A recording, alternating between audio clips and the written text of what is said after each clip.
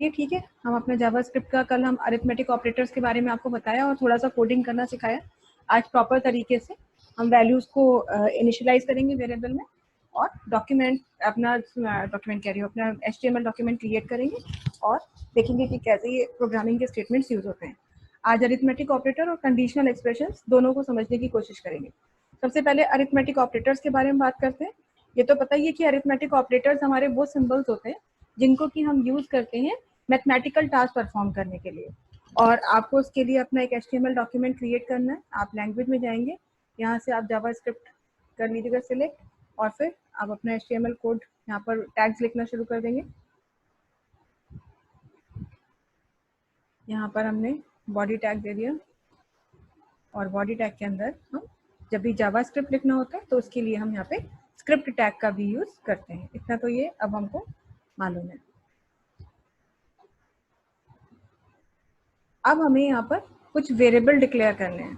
Suppose हमें 2 integer variable declare करने हैं तो हम एक साथ डिक्लेयर कर दे रहे हैं। एक x ले लिया जिसको हमने 10 दे दिया, कॉमा y ले लिया जिसको हमने 20 दे दिया और लास्ट में हमने उसे सेमीकोलन से अपने स्टेटमेंट को टर्मिनेट कर दिया। ठीक है। अब हम यहाँ पर प्रिंट कराना चाहते हैं x की वैल्यू और y की वैल्यू और साथ ही साथ हम मल्टीपल जो टास्क परफॉर्म करेंगे मैथमेटिकल वो भी हम प्रिंट कराएंगे।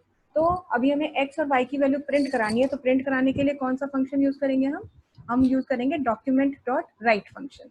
ठीक है। डॉक्यूमेंट डॉट राइट और डॉक्यूमेंट डॉट राइट एलएन दोनों फंक्शन कल हम करके देख चुके हैं। फिलहाल हम पहले x की वैल्यू प्रिंट करा रहे हैं और अब हम यहीं पर प्रिंट कराएंगे अपनी y की वैल्यू। जब हम राइट एलन देते हैं तो आपको पता ही है कि एक गैप जनरेट हो जाता है दोनों के बीच में। लेकिन अभी अगर हम राइट दे रहे हैं और अब हम इसे सेव कर रहे हैं, यहाँ पर हम इसको दे देते हैं JS आज की डेट दे देते हैं 0406।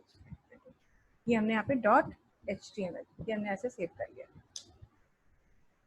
अब अगर हम इसे रन कराते हैं तो x और y की वैल्यू प्रिंट होगी और दोनों के बीच में कोई गैप नहीं होगा। 10 और 20 है तो ऐसा लगेगा कि 1020 लिखा हुआ है। हम इसको आपको दिखाते हैं यहाँ पे,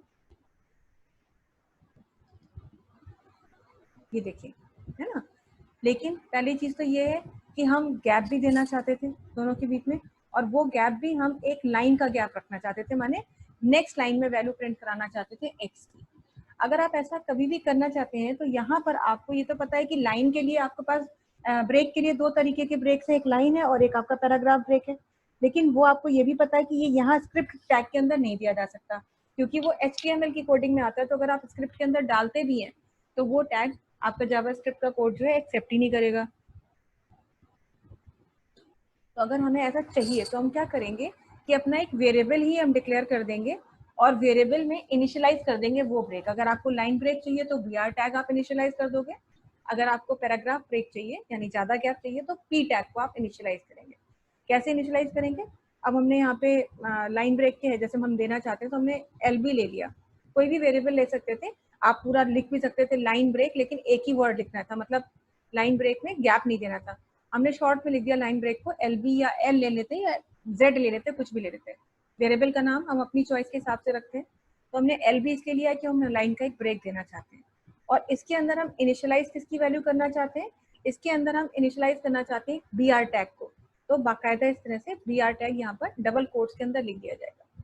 अब जब जब हमें लाइन ब्रेक की जरूरत होगी तो हम यहाँ पर उसको अपने वेरिएबल को इस तरह से प्रिंट करा लेंगे, डॉक्यूमेंट डॉट राइट और यहाँ पर LB, हमारे वेरिएबल का नाम LB है तो हम यूज करेंगे।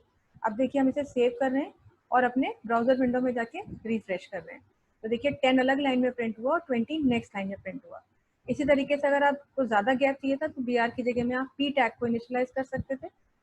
आप सेव करेंगे, आप उस चीज पे रन करा के देखेंगे तो देखिए ये पैराग्राफ ब्रेक है जिसकी वजह से गैप ज्यादा हो गया। तो ये तो एक आप ब्रेक बीच में इंसर्ट करने के लिए आपने एक वेरिएबल में अपना टैग जो है इनिशियलाइज कर दिया, ये चीज हो गई। अब यहाँ पर हम ये भी चाहते थे कि खाली x की वैल्यू प्रिंट ना हो।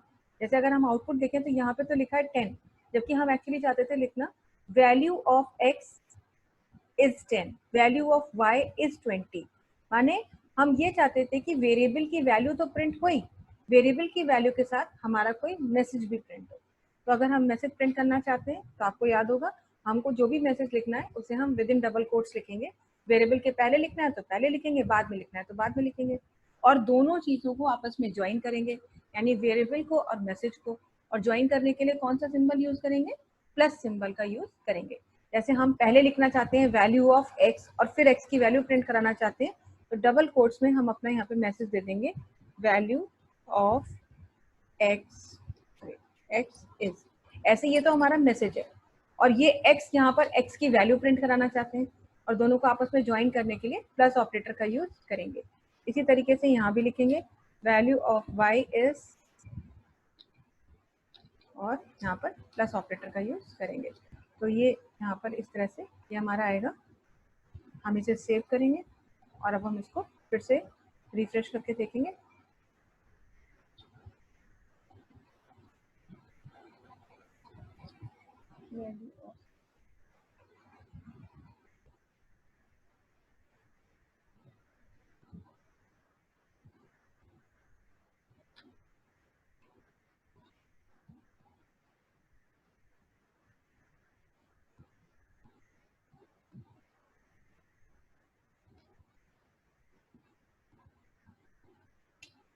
डबल कोट्स में मिस किया।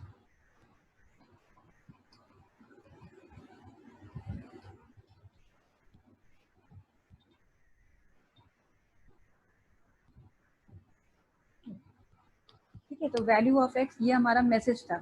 ये इतना हिस्सा कांस्टेंट मैसेज है, एक कांस्टेंट हमारा मैसेज है जो कितनी बार भी हम प्रोग्राम को रन करेंगे तो एग्जैक्टली ऐसे ही प्रिंट होगा, वैल्यू ऑफ एक्स इज।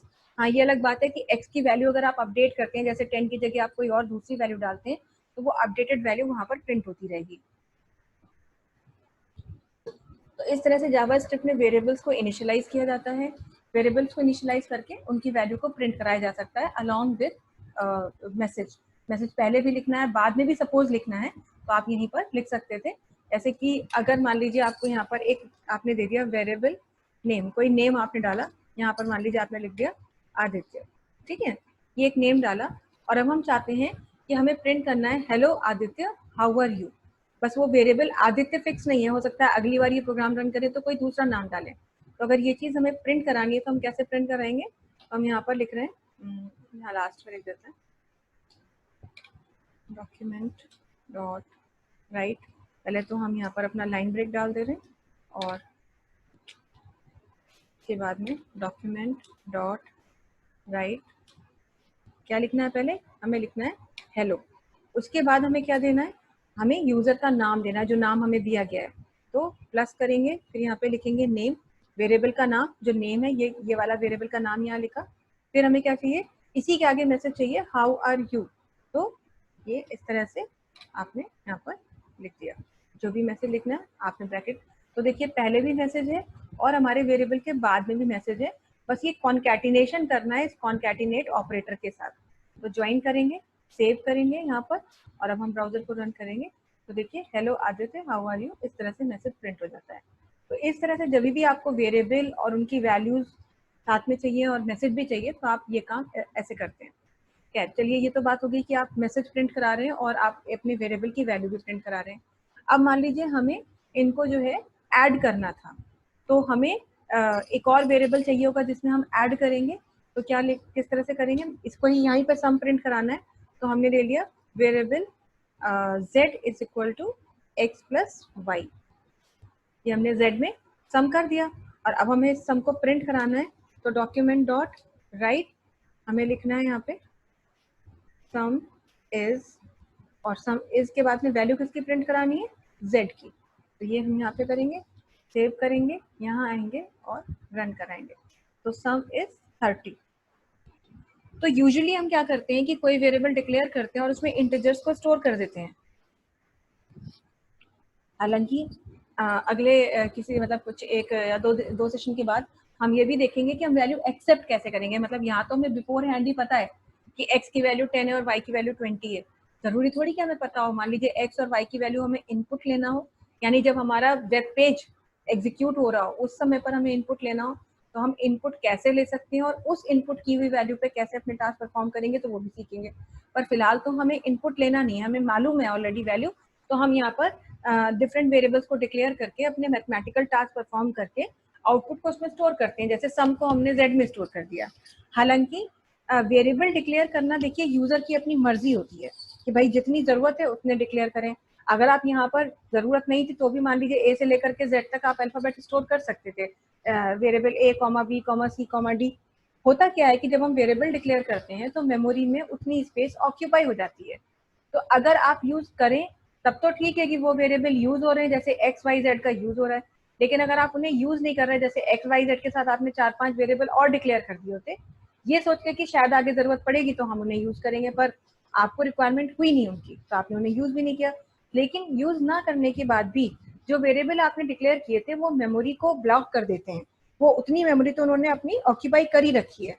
तो इसीलिए ये सोच समझ के ही हम डिसीजन लेते हैं कि काउंट ऑफ वेरिएबल हमारा उतना ही होता है जितने की रिक्वायरमेंट होती है, कम भी नहीं डिक्लेयर करते और एक्सेसिव भी नहीं डिक्लेयर करते हैं कि जरूरत नहीं है फिर भी हमने थोड़े से एक्स्ट्रा ले लिए कि चलो शायद आगे जरूरत पड़ जाए। तो ऐसा कुछ नहीं है, जब जरूरत होगी तो उतने ही वेरिएबल डिक्लेयर किए जाते हैं। तो यूजुअली यूजर हमेशा जो प्रोग्रामर है वो इस बात का ध्यान रखते हुए ही काम करता है। अब आपने देखा एक्स और वाई आपने इसलिए लिया क्योंकि आपको ऑलरेडी 2 इंटीजर्स उसमें स्टोर करने थे। फिर आपने जेड इसलिए लिया क्योंकि आपने उसमें सम स्टोर किया। लेकिन अगर आप अवॉइड करना चाहें सपोज जेड को, कि हम सम के लिए कोई वेरिएबल नहीं लेना चाहते, तो मैथमेटिकल एक्सप्रेशन को भी आप प्रिंट मैसेज के साथ दे सकते हैं। यानी डायरेक्टली मैथमेटिकल एक्सप्रेशन की वैल्यू भी प्रिंट कराई जा सकती है। कैसे कराएंगे? यहीं पर हम प्लस के बाद में ब्रैकेट लिखेंगे एक्स प्लस वाई, और ये यहाँ पर ब्रैकेट्स के अंदर इस एक्सप्रेशन को रखेंगे। अब हम इसे सेव करेंगे और यहाँ पर आकर के ब्राउज करेंगे। देखिए रिफ्रेश करेंगे, देखिए कोई फर्क नहीं पड़ रहा है, आउटपुट वही है। तो एक्चुअली क्या हो रहा है कि ये जो एक्स और वाई है जो ब्रैकेट में मैथमेटिकल एक्सप्रेशन लिखा है ये इवेल्युएट हो रहा है, और प्लस के बाद में मतलब यहाँ पर ये वैल्यू हमारी प्रिंट हो जा रही है। इसी तरीके से अगर हमें यहाँ पर अब प्रिंट कराना है हमको डिफरेंस, तो यहाँ पर लिख देंगे। तो वही चीज़ है कि जरूरत नहीं है कि आप इतने सारे वेरिएबल डिक्लेयर करें, क्योंकि सिंपल एक मैथमेटिकल एक्सप्रेशन है बहुत सिंपल सा, जिसको कि आपको यूज करना है। कोई टेक्निकल बहुत डिफिकल्ट सा एक्सप्रेशन होता तब तो चलिए समझ में आता है कि हाँ भाई जरूरत पड़ेगी इसे वेरिएबल में स्टोर करने की। लेकिन अगर इस तरह के एक्सप्रेशन है तो आप यहाँ पर इन्हें ऐसे भी यूज कर सकते हैं। ये लाइन हम यहीं से कॉपी कर ले रहे हैं, प्रिंट करा दे रहे हैं, पेस्ट कर दे रहे हैं, यहाँ भी पेस्ट कर दिया। अब फिर से हमने दे दिया डॉक्यूमेंट डॉट राइट। अभी हम यहाँ पे देना चाहते हैं product is plus x. Into के लिए वही स्टार ऑपरेटर आप यूज करेंगे, आपको पता ही है। ये लाइन पेस्ट करेंगे, फिर डॉक्यूमेंट डॉट राइट। अभी हम यहाँ पे देना है quotient is plus X, oblique Y operator use किया जाएगा। पेस्ट करेंगे वापस से डॉक्यूमेंट डॉट राइट, और यहाँ पे देंगे रिमाइंडर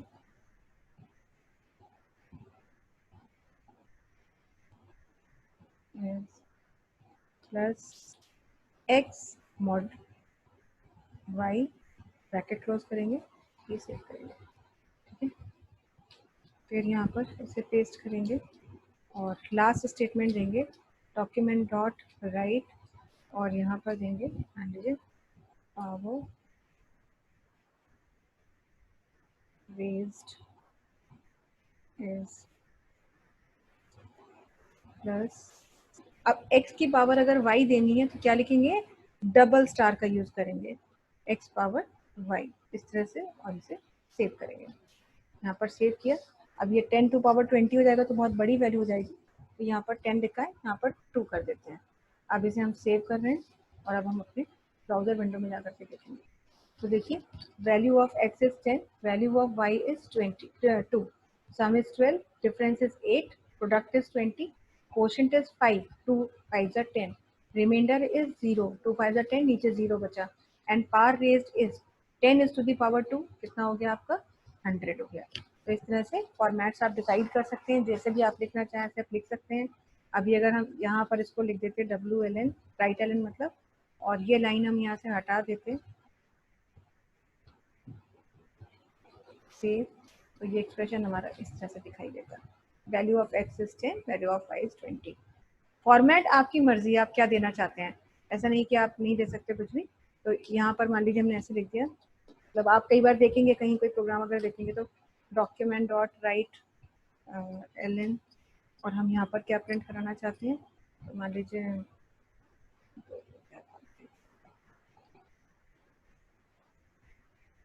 दे दिया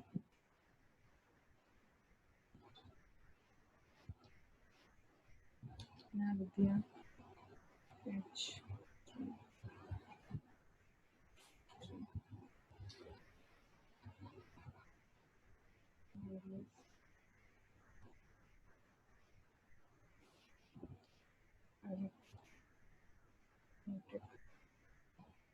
operation as follows.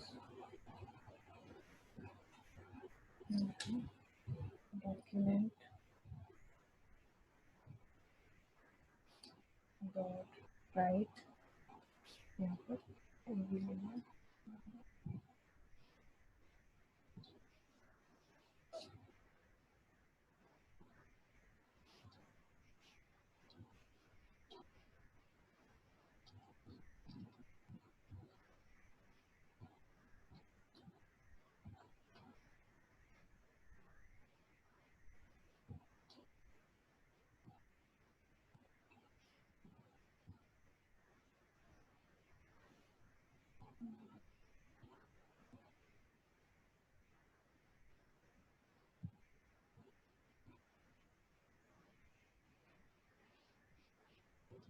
document dot write,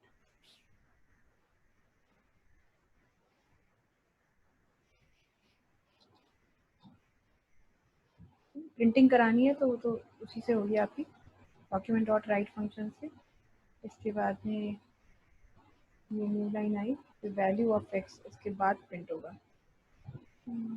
अच्छा ये WLN दिया हुआ है यहाँ पे, इसको राइट कर देते हैं और इसके बाद में यहाँ पर प्रिंट कराएंगे डॉक्यूमेंट डॉट राइट, यहाँ पे दे देंगे LB, सेव करेंगे। तो ये हमने H3 टैग के अंदर डाली है हेडिंग, ये कोई सिंबल डाल दिया, मैंने कोई भी कैरेक्टर हम प्रिंट करा रहे थे, बार बार प्रिंट कराना था इसलिए डाल दिया। फिर यहाँ पर x और y की वैल्यू प्रिंट कराई, सम, डिफरेंस, प्रोडक्ट, कोशेंट, रिमाइंडर और पावर आपकी एक्सपोनेंशिएशन करके दिखा दिया। इस तरह से आप मैथमेटिकल टास्क परफॉर्म करते हैं। मैथमेटिकल टास्क के बाद में अब नेक्स्ट हमारे जो है अरिथमेटिक ऑपरेटर्स के बाद में हम बात करते हैं अपने कंपैरेटिव ऑपरेटर्स की या कंपैरिजन ऑपरेटर्स की। कंपैरेटिव ऑपरेटर्स आपको पता ही है कि जहाँ पे दो वेरिएबल्स को या दो वैल्यूज को आप कंपेयर करते हैं। तो अगर इस तरह का कंपैरिजन आपको करना है तो आप कैसे करेंगे, एक नई फाइल क्रिएट कर रहे हैं यहाँ पर, ओके, और यहाँ पर पहले ही जा करके बोल दिया लैंग्वेज में JS और HTML, ठीक है। यहाँ पर आए बॉडी,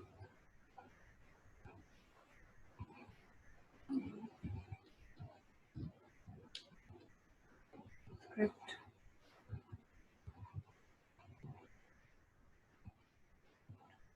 ये हमारे यहाँ पर हमने बेसिक टैग्स अपने लगा लिए।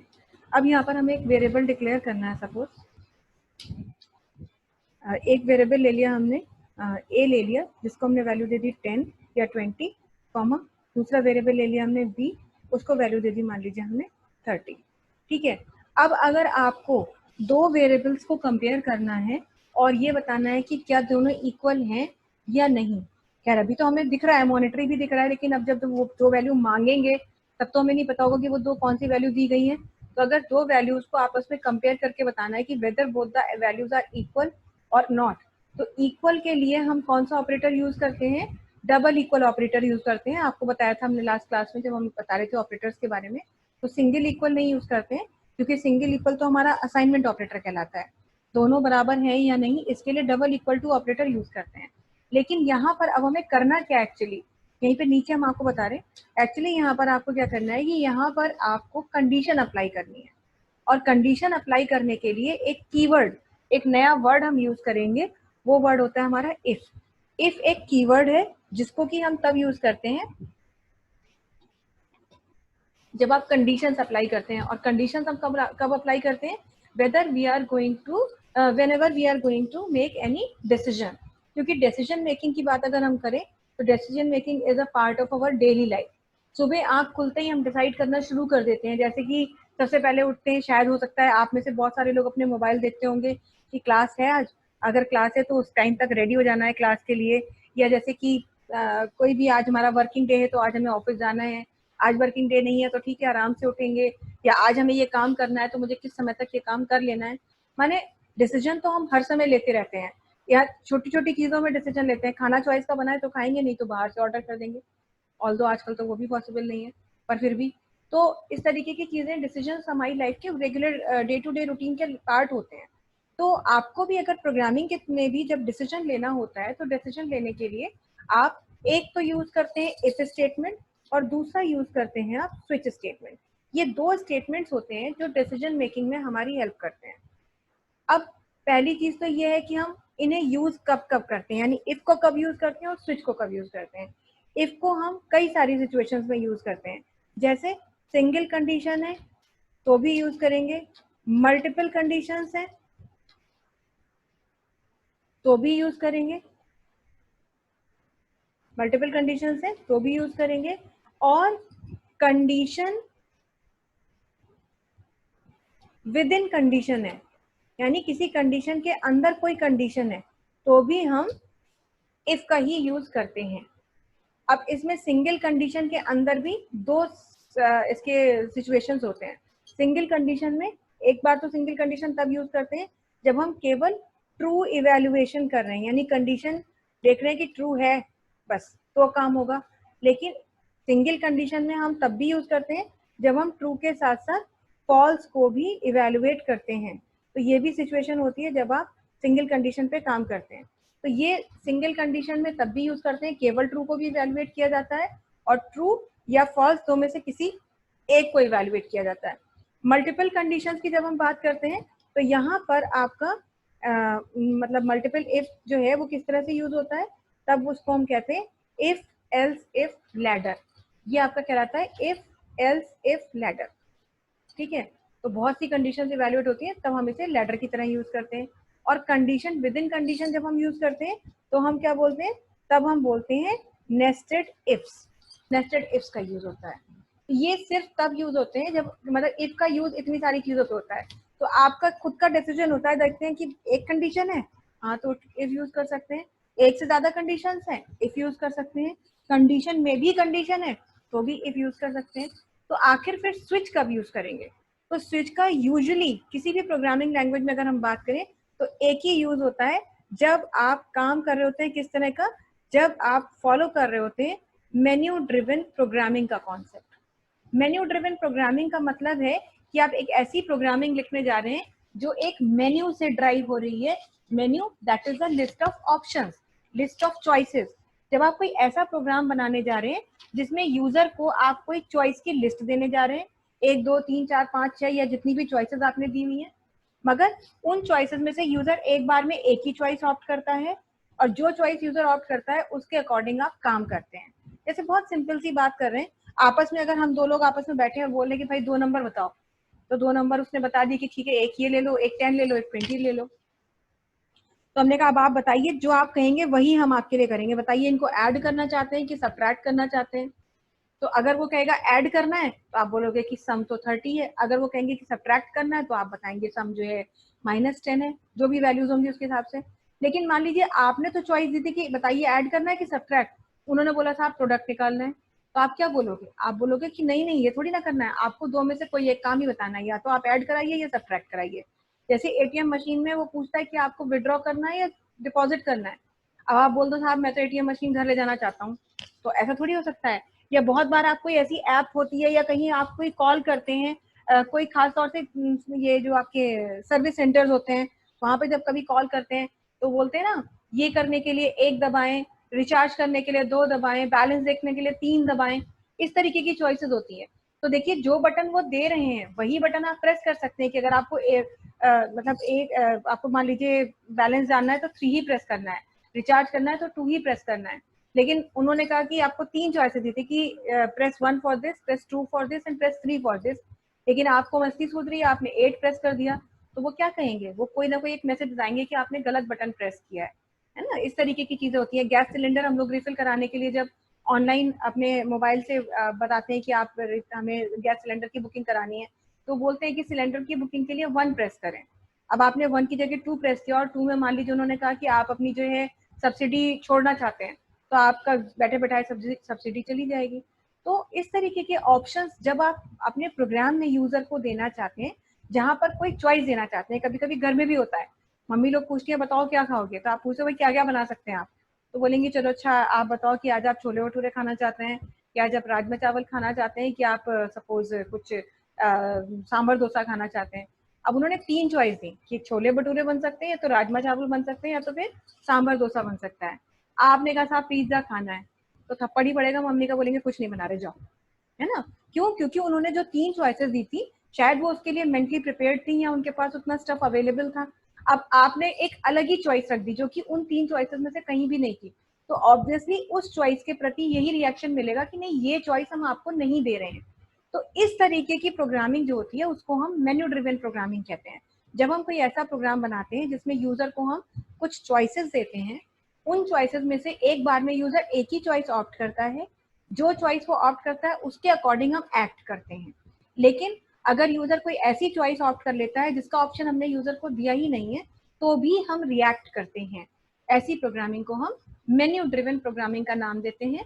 और मेन्यू ड्रिवन प्रोग्रामिंग को यूज करने के लिए आपको स्विच स्टेटमेंट की जरूरत पड़ती है। तो खास तौर से मतलब अगर हम एग्जाम के पॉइंट ऑफ व्यू से आपको बताएं, मान लीजिए जावास्क्रिप्ट में कोई प्रोग्राम आपको लिखने आ ही गया कि जावास्क्रिप्ट में लिखिए कोड जिसमें मेन्यू ड्रिवन प्रोग्रामिंग करिए, तो आपको आंखें बंद करके समझ जाना है कि ये काम स्विच से होगा। या मान लीजिए उन्होंने कहा कि यूजर की चॉइस पर डिपेंड करते हुए ये काम करिए, तो भी आप समझ जाइए कि ये काम आपको स्विच स्टेटमेंट से करना है। तो खैर इफ और स्विच ये 2 ऐसे कंडीशनल स्टेटमेंट्स होते हैं जिन्हें अपनी चॉइस और रिक्वायरमेंट के अकॉर्डिंग हम यूज करते हैं। अभी हम बात कर रहे हैं पहले सिर्फ इफ की। तो हमने इफ में आपको बताया कि इफ को हम कई तरह से यूज करते हैं। जैसे सबसे पहले बताया कि सिंगल कंडीशन ट्रू इवेल्युएशन। पहली बात तो ये है कि इफ को लिखने का तरीका क्या होता है। इफ को लिखने का तरीका ये होता है कि सबसे पहले हम कीवर्ड लिखते हैं, ब्रैकेट ओपन करते हैं उसके बाद, और ब्रैकेट में हम अपनी कंडीशन लिखते हैं। कंडीशन लिखने के बाद हम ब्रैकेट क्लोज करेंगे और उसके बाद में हम करली ब्रेसेस के पेयर के अंदर अपनी स्टेटमेंट्स लिखते हैं। यहाँ पर हम अपनी जो भी हमारी स्टेटमेंट्स होंगी 1 2 3 लाइन में जो भी होगा, एक लाइन भी हो सकती है ज्यादा भी हो सकती है, तो ऐसे स्टेटमेंट्स लिखेंगे। तो ये स्ट्रक्चर होता है इफ का। अब होता क्या है एक्चुअली कि जो कंडीशन हम ब्रैकेट के अंदर देते हैं, तो हमारा इफ जो स्टेटमेंट है वो क्या करता है, ये ब्रैकेट में दी हुई कंडीशन को चेक करता है। कंडीशन हमेशा ध्यान रखिए कि कंडीशन जब चेक होती है, इवेल्युएट होती है, तो वो या तो ट्रू हो सकती है या फॉल्स हो सकती है। कंडीशन कभी भी न्यूट्रल नहीं होती।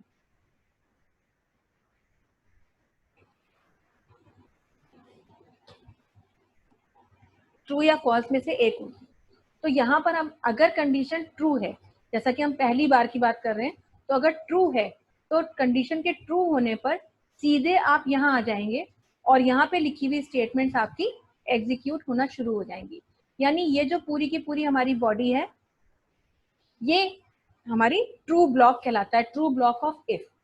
बाई चांस कंडीशन ट्रू थी ही नहीं, कंडीशन फॉल्स थी, तो अगर आप सिंगल कंडीशन ट्रू इवेल्युएशन कर रहे हैं तो कुछ भी नहीं होगा, कुछ होगा ही नहीं। ट्रू होने पे तो होगा लेकिन फॉल्स होने पे कुछ नहीं होगा, क्योंकि कभी कभी ऐसा भी लिखा जाता है, ऐसी भी जरूरत होती है।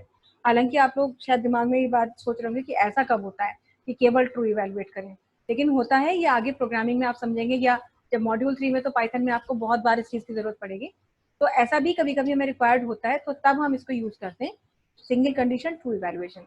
जल्दी से बता दे रहे हैं आपको, सिंगल कंडीशन मगर ट्रू या फॉल्स दोनों इवेल्युएट करने अगर, तब हम क्या लिखते हैं, तब भी हम ऐसे ही लिखते हैं, कंडीशन अपनी देते हैं यहाँ पर, और कंडीशन को लिखने के बाद ब्रैकेट क्लोज करते हैं, और फिर यहाँ पर हम अपनी स्टेटमेंट्स देते हैं।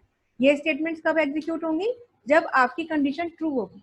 लेकिन अगर कंडीशन ट्रू नहीं है तो फॉल्स को इवेल्युएट करने के लिए एक और कीवर्ड यहाँ लिखते हैं हम ऐसे, एल्स, और फिर हम इसके भी अपने स्टेटमेंट्स लिख देंगे ऐसे, 1 2 3 लाइन जो भी है, एक लाइन भी हो सकती है।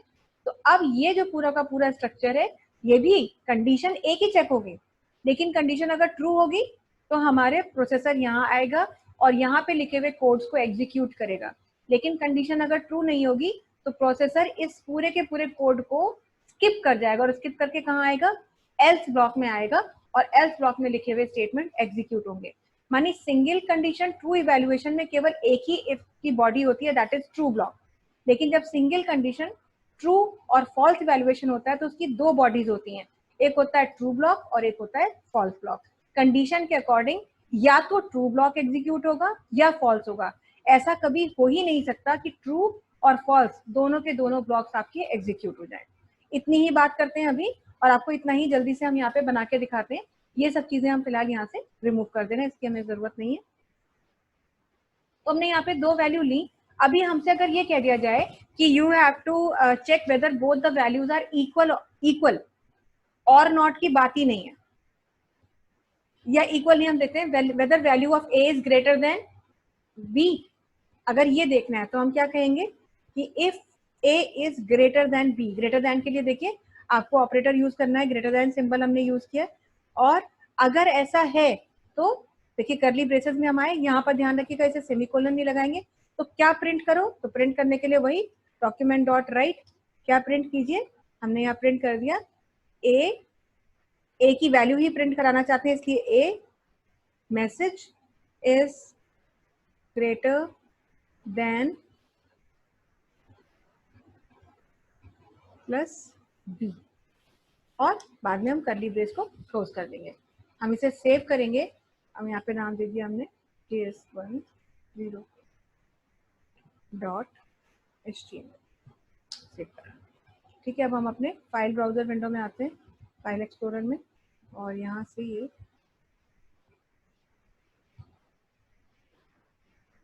तो देखिए यहाँ पे कुछ भी प्रिंट नहीं हुआ। कुछ भी क्यों प्रिंट नहीं हुआ, क्योंकि ए की वैल्यू थी 20 और बी की वैल्यू थी 30। तो ए की वैल्यू जो है 20 is not greater than B, तो कंडीशन क्या हो गई आपकी, फॉल्स हो गई। और फॉल्स होने की वजह से यहाँ आया ही नहीं प्रोसेसर, और जब यहाँ आया ही नहीं तो इसके बाद कुछ प्रिंटिंग के लिए कहा ही नहीं था, तो कुछ भी प्रिंट नहीं हुआ। हाँ, अगर हम इसे बी बना दें और इसको बना दें ए, तो अब जो है कंडीशन होगी ट्रू, और ट्रू होने पर हम यहाँ आएंगे, सेव करेंगे, ब्राउजर में जाएंगे और देखिए अब ये लिख करके आ गया 30 इज ग्रेटर देन 20। तो यहाँ पर हमारी ए की वैल्यू प्रिंट हो रही है और यहाँ पर बी की वैल्यू प्रिंट हो रही है। तो इस तरीके से सिंगल कंडीशन केवल ट्रू इवैल्यूएशन आपने किया। लेकिन अगर आपको यहाँ पर ये देखना था कि ए की वैल्यू बी की वैल्यू से बड़ी है या नहीं, जब या नहीं भी लग जाता है तो फिर आप क्या कहेंगे, तब आप यहाँ पे एल्स कीवर्ड का यूज करेंगे। एल्स पहले तो हमने यही कहा कि है या नहीं, तो अगर ए बड़ा है बी से तो क्या प्रिंट करो, ए इज ग्रेटर देन बी। नहीं तो क्या प्रिंट कीजिए, तो नहीं तो प्रिंट कीजिए ए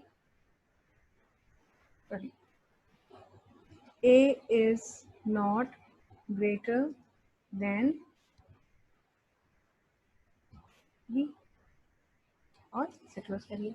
अब अगर कंडीशन ट्रू होगी तो यहाँ आएंगे, नहीं तो यहाँ आएंगे। अब हमें पता है कि a is not greater then b, क्योंकि a की वैल्यू 20 और b की वैल्यू 30 है। तो यहाँ पर एल्स ब्लॉक में हम आएंगे और एल्स ब्लॉक से की वजह से मैसेज ये प्रिंट होगा 20 इज नॉट ग्रेटर देन 30। इस तरीके से अगर आपको काम करना है तो आप यहाँ पे single condition true and false evaluation करते हैं। तो ये हमारे कंडीशनल ऑपरेटर्स हैं। अभी तो हमने केवल is equal to greater than का यूज किया है। अगर आपको मान लीजिए ग्रेटर देन के साथ इज इक्वल टू भी लगाना था तो ग्रेटर देन इक्वल्स टू लगा सकते थे। अगर आपको ए और बी की वैल्यू में ये देखना था कि वेदर बोथ आर इक्वल और नॉट, तो इक्वल के लिए आप यहाँ पे डबल इक्वल टू साइन लगाते हैं और फिर आप यहाँ पे कह देते हैं इक्वल टू।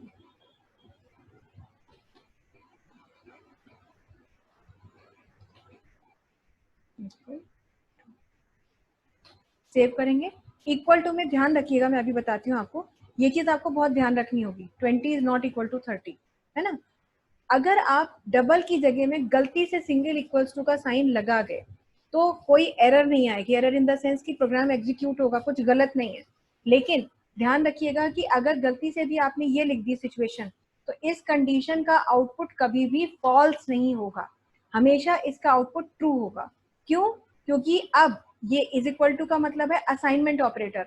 तो यहाँ पर असाइनमेंट ऑपरेटर की वजह से क्या हुआ कि ए में बी की वैल्यू आ गई, बी की वैल्यू क्या थी 30, और यहाँ पे कह दिया if A is equal to B, मगर डबल इक्वल की जगह गलती से सिंगल लगा दिया तो बी की वैल्यू ए में आ गई, असाइन हो गई।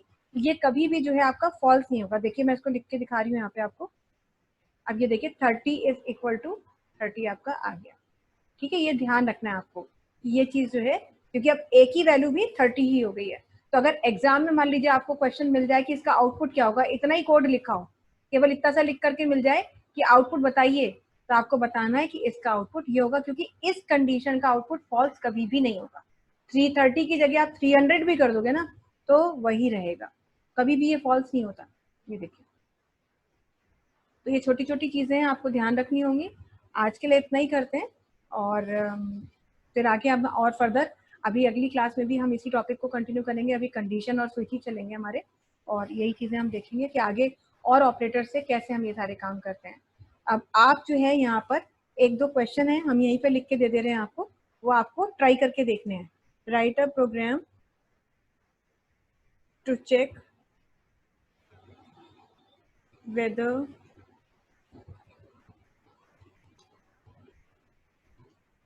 value of a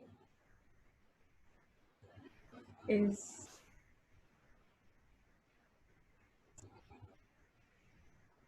divisible by value of b if a is equal to 100 and b is equal to 50। एक क्वेश्चन तो ये है जो आपको ट्राई करना है, अपने आप से अपनी कॉपी में ट्राई करिएगा, कंप्यूटर पे तो करके देख ही लीजिएगा। दूसरा है आपको यही एक और क्वेश्चन बनाना है, दो क्वेश्चंस आपके लिए समझ लीजिए होमवर्क असाइनमेंट है ये आपका।